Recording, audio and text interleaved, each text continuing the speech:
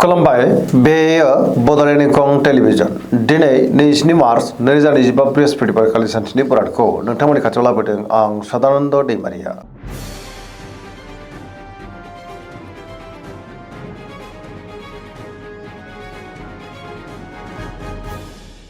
सिगां फरायनो लादों मेष राशि गिबि हांखो अ ल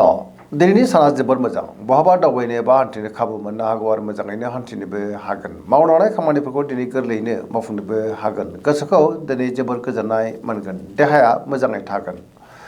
बहानिफ्रायबा हरखाबै मोजां खौरां मोननोबो हागौ दिनै रांखावरियाव जोबोर मोजां होनजायो बेफार फालांगियावबो गोबां मोजां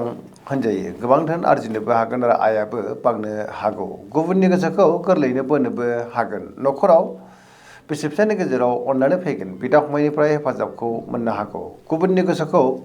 गोरलैयैनो बोनो हानानै गोसोआव गोजोननाय फैगोन समाजावबो मान मोननो हागौ लाइमोनफोरनि गोसोआ दिनै जोबोर खुसि जागोन आरो गावबा गावनि गोसोनि साननायफोरखौ फोरमायलायनोबो हागोन पजिटिभ एनार्जिनि गोहोम गोग्लैगोन सरासनस्रायै दिनैनि साना जोबोर मोजां आरो मोजाङैनो बारग'लांगोन।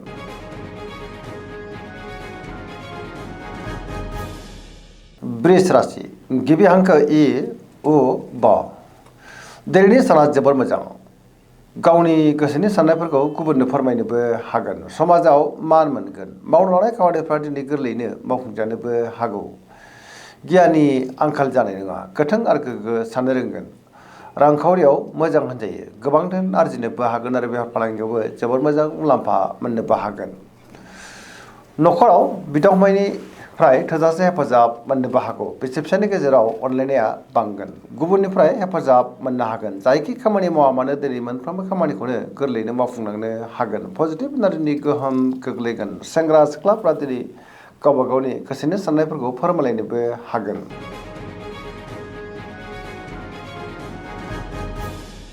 मिथुन राशि गिबि हांखो क स दिनैनि साना मोजां आरो गाज्रिनि गेजेरजोंनो बाबेलांनो हागौ गोसोआव गोनो गोथो साननायबो फैनो हागौ गावनि गोसोनि साननायफोरखौ दिनै गुबुननो फोरमायनो गोब्राब जागोन माबा नङा मोनसे जेंनाजों मोगा मोगि जानांनोबो हागौ सोरबा लोगोनिफ्राय हेफाजाब मोननो गोब्राब जानोबो हागौ सोरजोंबा रायखुमा जानोबो हागौ आरो सुथुराबो बांनो हागौ देहाया दिनै मोजाङैनो थागोन अब्लाबो नाथाय जानाय लोंनायाव सांग्रां जानांगोन रांखावरियाव मोजां अब्लाबो नाथाय खरसाया बांनोबो हागौ बेफार फालांगियावबो मोजां होनजायो न'खराव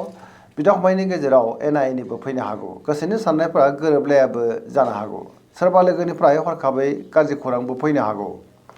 गुबुननि थाखाय दिनै नाङा फाङा जेंनायाव गोग्लैनांनोबो हागौ मोनफ्रोमबो बिथिङावनो दिनै सांग्रां जानाया गाहाम आरो नेगेटिभ एनार्जिनि गोहोम गोग्लैनोबो हागौ।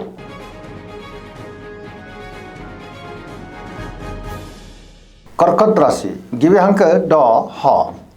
दिनैनि साना मोजां आरो गाज्रिनि गेजेरजोंनो बाबेलांनो हागौ गोसोआव गोनो गोथो साननायबो फैनो हागौ गावनि गोसोनि साननायफोरखौ दिनै गुबुननो फोरमायनो गोब्राब जागोन माबा नङा मोनसे जेंनाजों मोगा मोगि जानांनोबो हागौ रांखावरियाव दिनै बारा मोजां नङा होनजायो बेफार फालांगियावबो बारा मोजां नङा होनजायो मावनो लानाय खामानिखौ दिनै थि समावनो आरो गोरलैयैनो मावफुंनो हायोब्लाबो माबा नङा मोनसे गोरोन्थिबो जालांनो हागौ गुबुननि गोसोखौ बोनो गोब्राब जागोन देहायाबो दिनै बारा मोजां थानाय नङा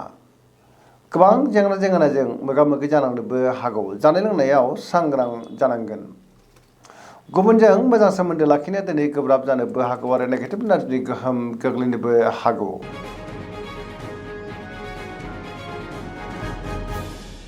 सिंह राशि गिबि हांखो म ट दिनैनि साना जोबोर मोजां गोसोआव गोथों आरो गोग्गो साननाय फैगोन गियाननि आंखाल जानाय नङा मावनो लानाय खामानिफ्रा दिनै गोरलैयैनो मावफुंजानोबो हागौ सोरबा लोगोनिफ्राय थोजासे हेफाजाब मोननोबो हागौ गोथों आरो गोग्गो साननो रोंगोन बहाबा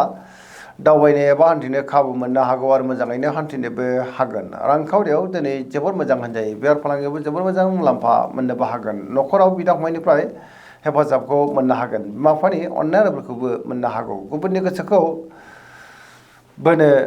हागोन देहाया दिनै मोजाङैनो थागोन गुबुननि थाखाय दिनै गोबां मोजां खामानि मावनानै होनोबो हागोन गोबां बिथिङावनो गाहाम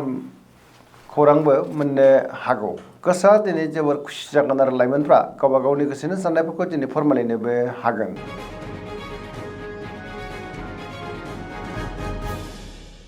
कन्या राशि गिबि हांखो प ट दिनैनि साना जोबोर मोजां गोसोआव गोथों आरो गोग्गो साननाय फैगोन गियाननि आंखाल जानाय नङा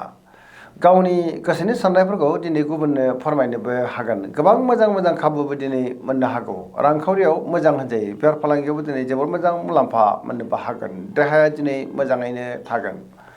गोबां मुंदांखा सुबुंजों दिनै बहाबा लोगो मोनज्लायनोबो हागौ न'खराव बिदा फंबायनिफ्राय हेफाजाबखौ मोननो हागोन बिसि फिसायनि गेजेराव अनलायनाया बांनोबो हागौ आरो पजिटिभ एनार्जिनि गोहोम गोग्लैगोन लाइमोनफ्रा जोबोर खुसि जागोन आरो गावबा गावनि गोसोनि साननायफोरखौ फोरमायलायनोबो हागोन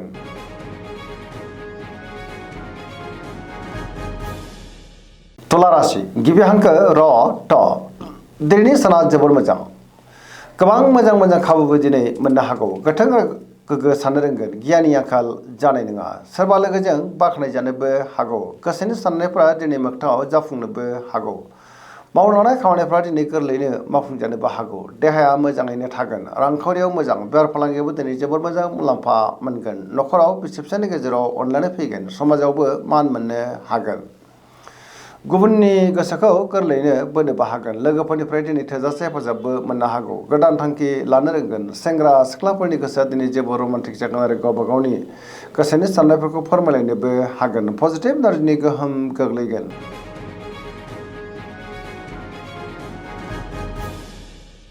वृश्चिक राशि गिबि हांखो न स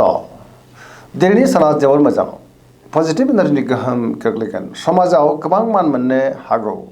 बहाबा दावबायनाय एबा हान्थिनो खाबु मोननो हागौ आरो मोजाङैनो हान्थिनोबो हागोन गोसोआव दिनै गोथों आरो गोग्गो साननाय फैगोन मावलांनाय खामानिफ्रा गोरलैयैनो मावफुंजानोबो हागौ गुबुननिफ्राय हेफाजाब मोननानै गोसोआव गोजोननाय फैगोन गोसोनि साननायफ्रा दिनै मोगथाङाव जाफुंनोबो हागौ गोसोनि बोलोआ बांगोन समाजाव बयजोंबो मान होजागोन न'खराव अनलायनाय फैगोन बिदा फंबायनिफ्राय हेफाजाबखौ मोननो हागोन रांखावरियाव मोजां होनजायो बेफार फालांगियावबो मोजां देहायाबो दिनै मोजाङै थागोन अब्लाबो नाथाय जानाय लोंनायाव सांग्रां जानांगोन पजिटिभ एनार्जिनि गोहोम गोग्लैगोन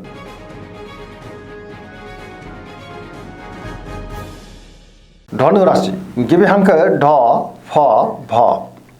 दिनैनि साना जोबोर मोजां गोबां मोजां मोजां खाबुबो दिनै मोननो हागौ गोसोआव गोथों आरो गोग्गो साननाय फैगोन गियाननि आंखाल जानाय नङा गावनि गोसोनि साननायफोरखौ गुबुननो फोरमायनोबो हागोन माबा नङा मोनसे मोजां खौरांबो फैनो हागौ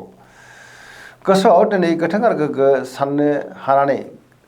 मोनफ्रोमबो बिथिङावनो जाफुंसारनोबो हागौ रांखावरियाव मोजां होनजायो बेफार फालांगियावबो मोजां गोबां धोन आरजिनोबो हागोन आयाबो दिनै बांनोबो हागौ समाजाव मान मोननो हागोन बहाबा हान्थिब्ला दिनै जोबोर मोजां आरो मोजाङैनो हान्थिनोबो हागोन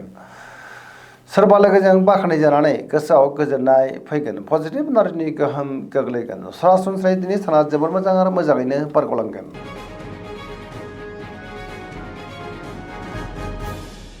मकर राशि गिबि हांखो ख ज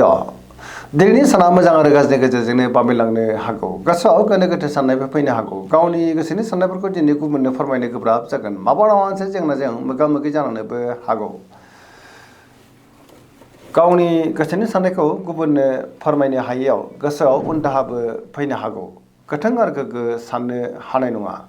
गुबुननि गोसोखौ बोनो गोब्राब जागोन मोनफ्रोमबो खामानिखौनो दिनै मावफुंनायाव माबा नङा मोनसे हेंथा फैनोबो हागौ गोदान खामानियावबो आखाइ होजेननो हानाय नङा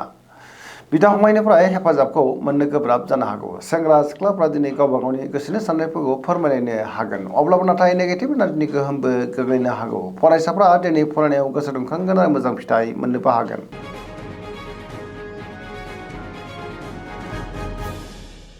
कुम्भ राशि गिबि हांखो ग स दिनैनि साना मोजां आरो गाज्रिनि गेजेरजोंनो बाबेनलांनो हागौ गावनि गोसोनि साननायफोरखौ दिनै गुबुननो फोरमायनो गोब्राब जागोन बहानिफ्रायबा हरखाबै गाज्रि खौरांबो मोननो हागौ समाजाव मानहानि जानांनोबो हागौ गोबां मुंदांखा सुबुंजों दिनै बहाबा लोगो मोनज्लायनोबो हागौ रांखावरियाव मोजां अब्लाबो नाथाय खरसाया बांनोबो हागौ बेफार फालांगियावबो मोजां होनजायो न'खराव अननानै फैगोन बिदा फंबायनिफ्राय हेफाजाबखौ मोननो नाथाय गोब्राब जानोबो हागौ बिमा बिफानिफ्राय अननायफोरखौ मोननो हागोन बहाबा दावबायोब्ला दिनै लामा सामायाव सांग्रां जानांगोन आरो नेगेटिभ एनार्जिनि गोहोमबो गोग्लैनो हागौ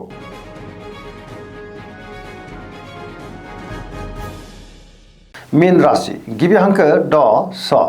दिनैनि साना जोबोर मोजां गुबुननि थाखाय दिनै गोबां मोजां खामानि मावनानै होनोबो हागोन पजिटिभ साननो रोंगोन गियाननि आंखाल जानाय नङा गावनि गोसोनि साननायफोरखौ दिनै गुबुननो फोरमायनोबो हागोन गोबां मोजां मोजां खाबुबो दिनै मोननो हागौ रांखावरियाव जोबोर मोजां होनजायो बेफार फालांगियावबो दिनै जोबोर मोजां मुलाम्फा मोननोबो हागोन देहाया दिनै मोजाङैनो थागोन